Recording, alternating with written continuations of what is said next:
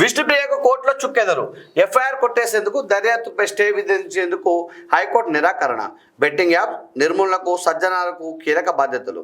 అయితే బెట్టింగ్ భూతాన్ని తరిమి కొట్టేందుకు రాష్ట్ర ప్రభుత్వం కసరత్తులు చేస్తున్న విషయం తెలిసిందే.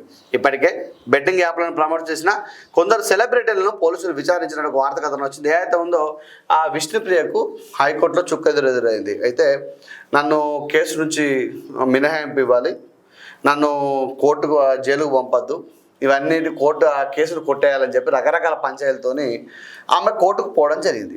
కోర్టుకు పోతే కోర్టు ఏం చేసిందా అంటే, అమ్మా మీరు చేసిన తప్పు, మీరు ఇంకోసారి ఇటువంటి పనులు చేయొద్దు, కాకపోతే విచారణకు మీరు సహకరించాల్సిన అవసరం ఉంది, మీకు ఎక్కడ బెట్టింగ్ యాప్ ఎవరు తీసుకొచ్చినారు, ఎవరు పంపినారు, మీకు ఎన్ని డబ్బులు ఇచ్చినారు, ఇవన్నీ కూడా పూర్తిగా సహకరించాల్సిన అవసరం ఉంటుంది, మీకు ఒక్కరికి ఇచ్చండి మిగతా కూడా నాకు కోర్టు మెట్లు ఎక్కుతారు, కాబట్టి ఇవన్నీ పద్ధతి కాదని చెప్పి మెల్లగా బుధరకిచ్చి పంపించిన వార్త కథనం వచ్చింది ఇక్కడ.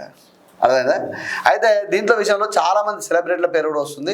నిన్న ఆలీ గారి పేరు కూడా బయటకు రావడం జరిగింది. ఏదైతే ఉందో కామెడియన్ ఆలీ గారు ఉన్నారో ఆయన కూడా ఈ బెట్టింగ్ యాప్లో పాల్గొనడని చెప్పి వార్త కథనం వస్తుంది. వారి యొక్క సత్యమణి గారికి జుబేదా అనుకుంటా, జుబేదా అనే ఒక యూట్యూబ్ ఛానల్ ఉన్నట్టున్నది, అలాగే ఆలీ గారికి ఉన్నది. అయితే నాకు అర్థం కాని విషయం ఇక్కడ ఏంటంటే, ఇప్పుడు బిజీ ఆర్టిస్టులు వాస్తవానికి కొన్ని కోట్ల రూపాయలు చిన్నప్పుడు నేను పుట్టక ముందు నుంచి ఆయన ఉన్నాడు సినిమా దాంట్లో ఓపెన్గా.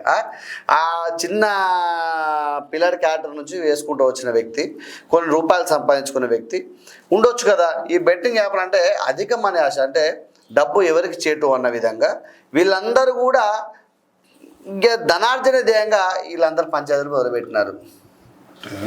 ఇలా ఇప్పుడు జుబేదా గారు ఉన్నారు, అంటే వ్యక్తిగతంగా వేరేం లేదు, వాళ్ళు మంచి మంచి వీడియోలు తీస్తూ ఉంటారు, ఫుడ్ పైన వీడియోలు తీస్తూ ఉంటారు, మంచిగా తెలుగు బాగా మాట్లాడతారు.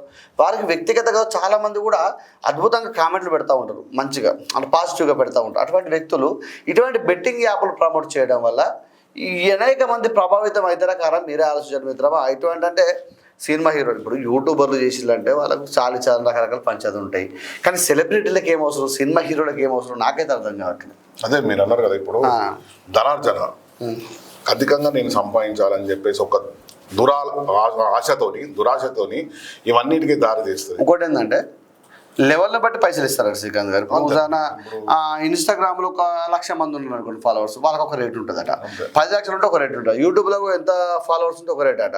అలాగే ఫాలోవర్స్ తక్కువ ఉన్న బయట ఫేమ్ ఉంటుంది, అంటే బయట పేరు ఉంటుంది కదా, అయితే సినిమా వాళ్ళు ఉంటారు కదా, ఫర్ ఎగ్జాంపుల్ ఆలీ గారిని తీసుకోండి, యూట్యూబ్లో తక్కువ ఉన్నా ఇన్స్టాగ్రామ్ తక్కువ ఉన్నా కూడా ఆయనకున్న పరిస్థితులను బట్టి, ఆయనకున్న లెవెల్ను బట్టి ఆయనకి ఇచ్చే డబ్బులు ఆయనకి ఇస్తారు.